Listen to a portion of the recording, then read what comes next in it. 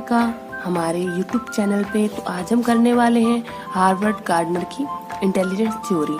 तो देखिए, Harvard gardener ने जो दी है वो मल्टीपल इंटेलिजेंस थ्योरी दी है, जिसके अंदर इन्होंने एक बुक एस्टेब्लिश की थी, बुक अपनी प्रोड्यूस की थी, जिसका नाम था फ्रेम्स ऑफ माइंड, जो उन्होंने 1889 में 1889 में इन्होंने ये बुक के बारे में बताया, जिसके अंदर इन्होंने 7 इंटेलिजेंस बताई थी, लेकिन 1998 में इन्होंने 8 बताई हैं।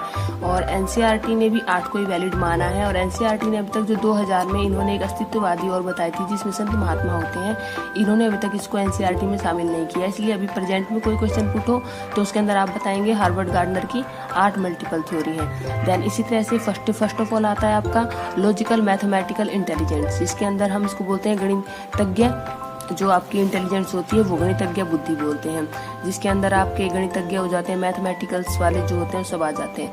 दूसरा है आपका नेचुरलिस्टिक इंटेलिजेंस, मीन्स जिसमें किसान आ जाता है, जो नेचर से रिलेटेड रहे हैं वो सारे पर्सन इसमें आ जाते हैं। थर्ड का आपका है वो आज आपका आता है स्पोर्टियल इंटेलिजेंस, मीन्स स्थानिक, जहाँ पर एक प्रेजेंट में जगह पर है उसका आ जाता है। फिर आपका आता है यहाँ पर फोर्थ पे म्यूजिकल आते हैं संगीतज्ञ, जिसके अंदर सिंगर्स होते हैं, आपके पोइट्री करने वाले होते हैं, वो सारे आ जाते हैं।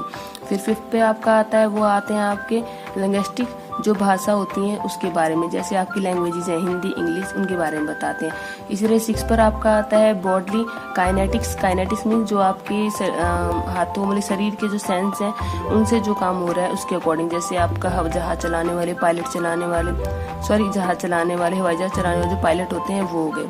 इसी तरह से फिर आपका आता है 7 पे आता है जो आपका आता है वो है इंटरपर्सनल के अंदर जो आज आप कहती है ये आती है आपकी इसके अंदर मनोवैज्ञानिक आ जाते हैं आपके इंटरपर्सनल में।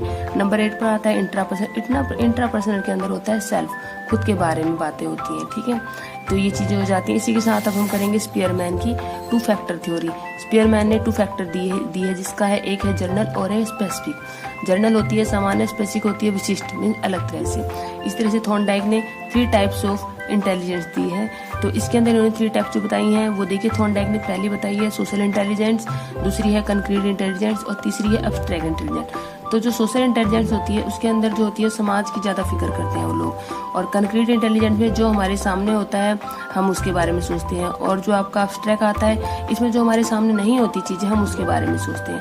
इसी को ही मल्टी फैक्टर थ्योरी भी कहा जाता है। और जब आपको ये चैनल अच्छा लगता है तो प्लीज़ इसको लाइक करें, सब्सक्राइब करें और शेयर करें, और हमें कमेंट करके बताएं कि हमने अपनी वीडियो में क्या क्या इम्प्रूवमेंट करना चाहिए। Thank you so much.